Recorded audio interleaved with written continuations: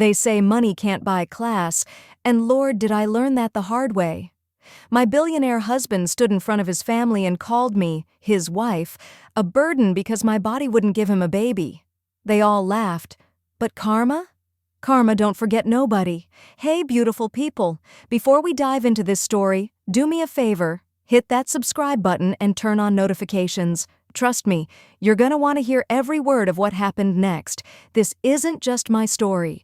This is for every woman who's ever been made to feel like she wasn't enough. So grab your tea, get comfortable, and let me take you back to where it all began. My name is Gabrielle Monroe, and 5 years ago, I thought I was living a fairy tale. I was 28, working as an interior designer in Manhattan, doing pretty well for myself. I had my own little apartment in Brooklyn, a career I loved, and honestly, I was content. I wasn't out here looking for a man, especially not a billionaire. But then I met Thomas Wellington III at a charity gala I was decorating. Thomas walked into that ballroom like he owned it, which technically his family probably did. He was tall, handsome, with this smile that could light up a room. But what got me wasn't his looks or his money. It was the way he talked to me, like I mattered, like my opinions on art and design and life actually meant something to him. We talked for hours that night, and when he asked for my number, I gave it to him thinking I'd never hear from him again. But he called the next day, and the day after that. Within 6 months, we were inseparable. He took me to Paris, to the Maldives, to places I'd only seen in magazines. But it wasn't about the trips. It was the little things. How he'd remember I liked my coffee with oat milk. How he'd send me pictures of buildings and ask my opinion on the architecture. He made me feel seen, or at least that's what I thought was happening. When Thomas proposed to me on a beach in Santorini, I said yes without hesitation. I loved him. I really did. And I thought he loved me the same way. The wedding was everything you'd imagine a billionaire wedding to be. His family estate, hundreds of guests, flowers that cost more than my first car. But even on that perfect day, I felt something off. His mother, Catherine Wellington, barely smiled during the ceremony. She was polite, sure, but cold, like I was a temporary fixture she'd have to tolerate. His sister, Veronica, was worse. She kept making these little comments. "Oh, how exotic you look in white." Thomas always did have adventurous taste. I'm a black woman, not a vacation destination, but I smiled through it.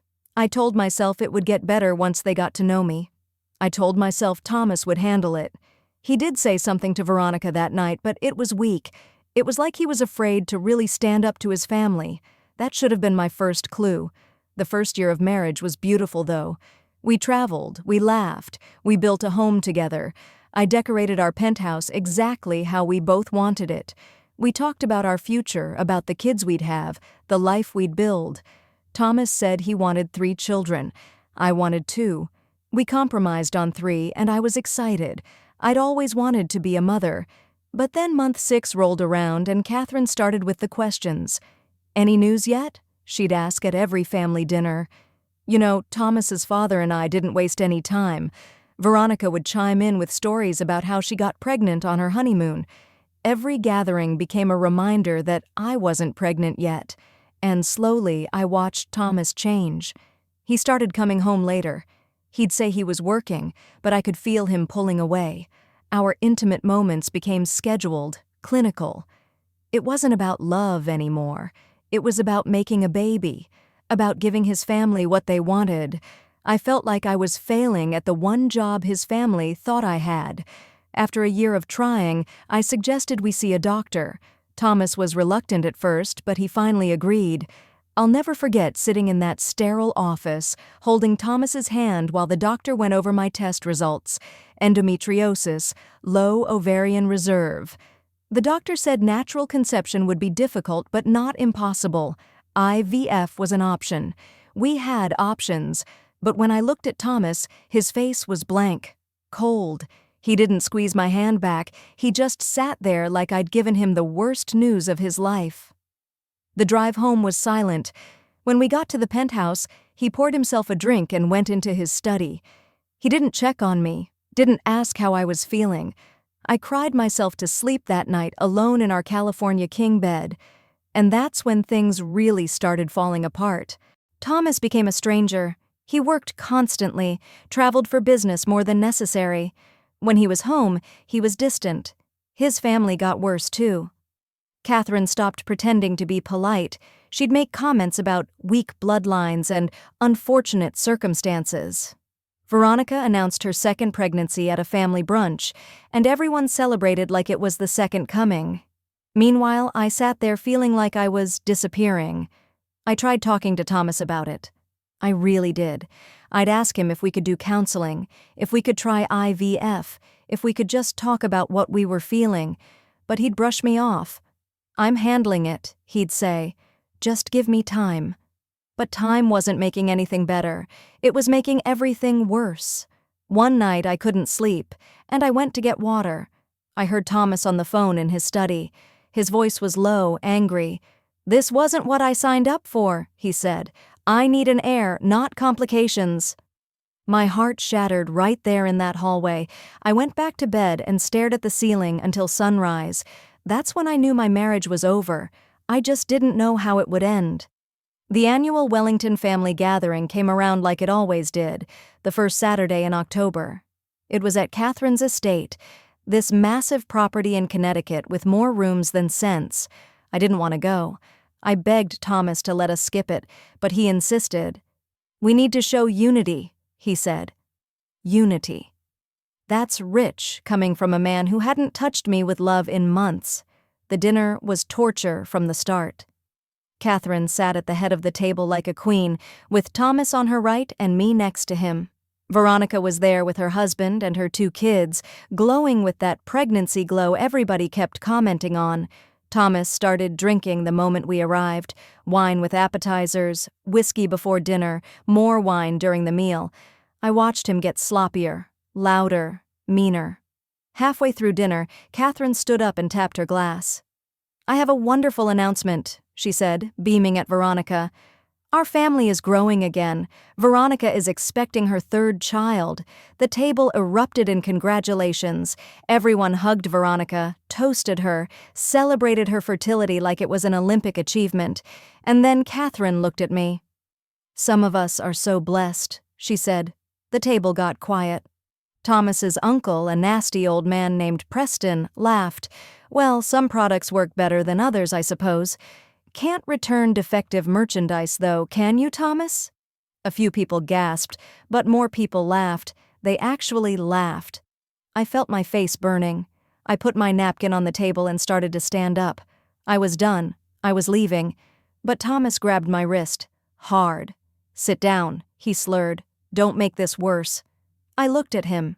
This man I'd married, this man who promised to love and protect me, and I didn't recognize him. "Let go of me," I said quietly. He didn't. Instead, he stood up, still holding my wrist, and looked around the table. What he said next, I'll never forget as long as I live. "You want to know the truth?" Thomas said, his voice loud and ugly. "Maybe if she wasn't such a burden, we could actually have a normal family. But no, I'm stuck with broken parts and excuses." The room went dead silent. Then Catherine laughed. Just a little chuckle, but it was enough. Veronica joined in, then Preston, then others. They were laughing at me, at my pain, at my body's inability to do what they thought it should do.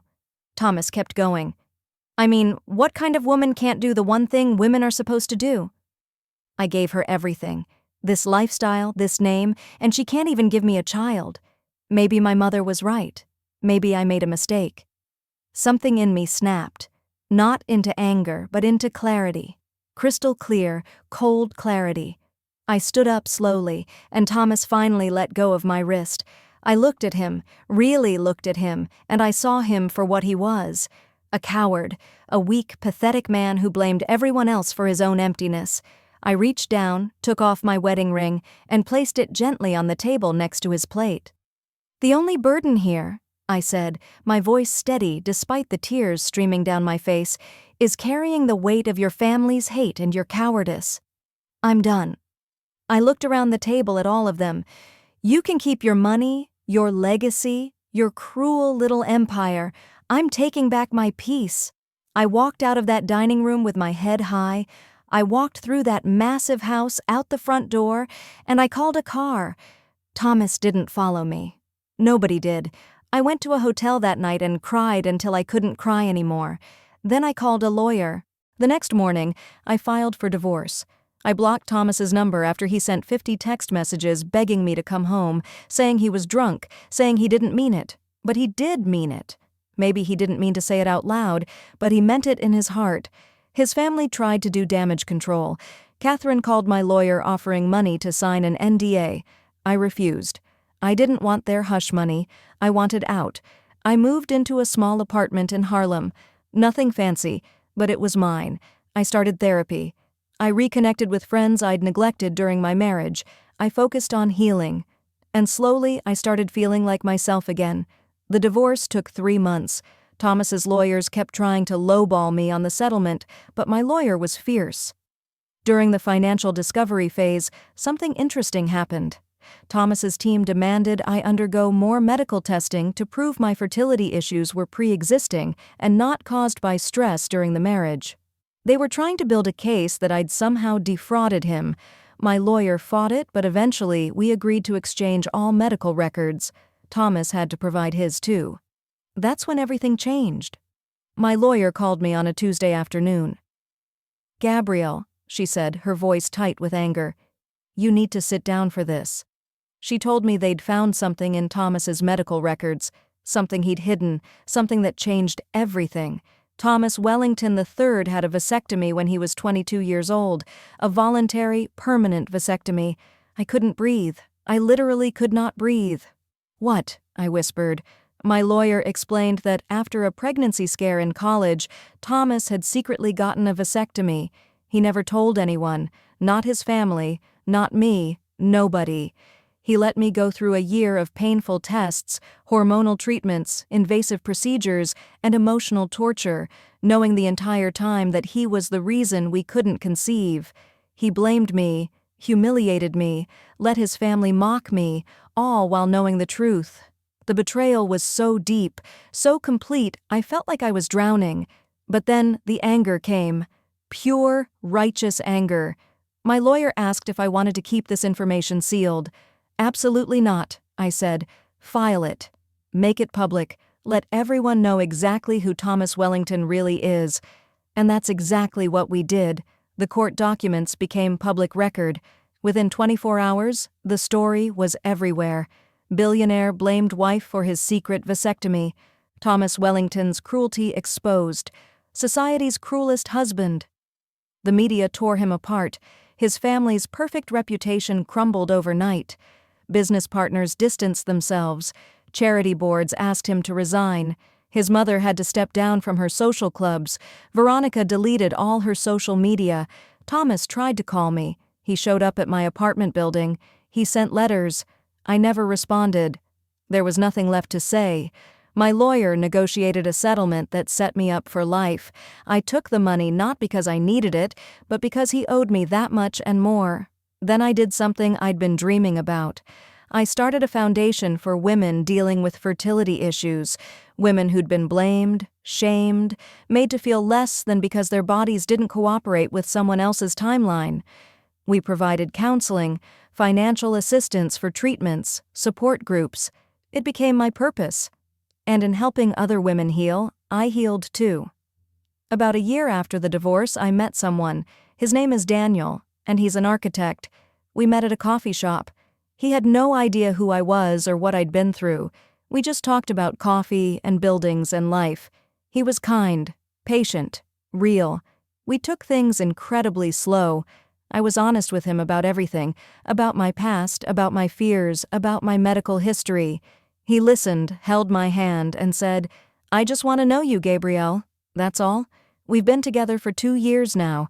No pressure, no timelines, no expectations beyond being good to each other. And here's the beautiful, ironic twist that I still can't quite believe. 6 months ago, I got pregnant, naturally. The endometriosis improved with proper treatment, stress reduction, and time. My doctor said sometimes the body just needs peace to heal. I'm 5 months along now, carrying a healthy baby girl. Last month I had a charity gala for my foundation. We'd raised over $2 million for women in need. I was there with Daniel, wearing a beautiful dress that showed my growing belly. I was happy. Genuinely, completely happy. And that's when Thomas showed up. He looked terrible. Older, thinner, worn down. He approached me carefully like I might run away. "Gabrielle," he said. "Please, I need to talk to you." Daniel started to step forward, but I touched his arm. "It's okay," I told him. I looked at Thomas. This man who'd once been my whole world and became my biggest nightmare. "Congratulations," Thomas said, looking at my belly. His voice cracked. "I heard." "I'm happy for you. I'm sorry. I'm so sorry. I've been in therapy. I've tried to understand why I did what I did.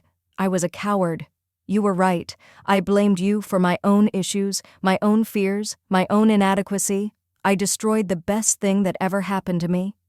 He was crying now, right there in the middle of the gala. "Please, is there any way you can forgive me?" I looked at this broken man in front of me and I felt nothing but pity. "Thomas," I said softly, "I do forgive you. Not because you deserve it, but because I deserve peace. I forgive you so I don't have to carry you with me anymore. But we're done. We'll always be done. I hope you find whatever it is you're looking for, but you won't find it with me." He nodded, tears streaming down his face. "You're glowing," he whispered. "You look happy." "I am," I told him. "Finally." Daniel came back to my side, put his arm around me protectively. Thomas looked at us, at what I'd built without him, and I saw the moment he realized what he'd lost. Not just me, but the chance at real love, real partnership, a real life. He walked away, and I watched him go without an ounce of regret. So that's my story, y'all. The man who called me a burden is now carrying the weight of his own lies. And me? I'm free, I'm happy, I'm loved, and I'm about to be a mama. Life has a funny way of working things out. Sometimes the trash takes itself out, and sometimes you get to watch karma work in real time. If this story touched you, or if you've ever been made to feel like you weren't enough, drop a comment below. Share this video with someone who needs to hear it. And don't forget to subscribe because I got more stories to tell, and trust me, they're all just as wild. Remember, your worth is not defined by anyone else's limitations, not by their cruelty, their insecurity, or their small-minded expectations. You are enough exactly as you are. That's a word. Until next time, stay blessed, stay strong, and never let nobody dim your light. This is Gabrielle, and I'll see you in the next one.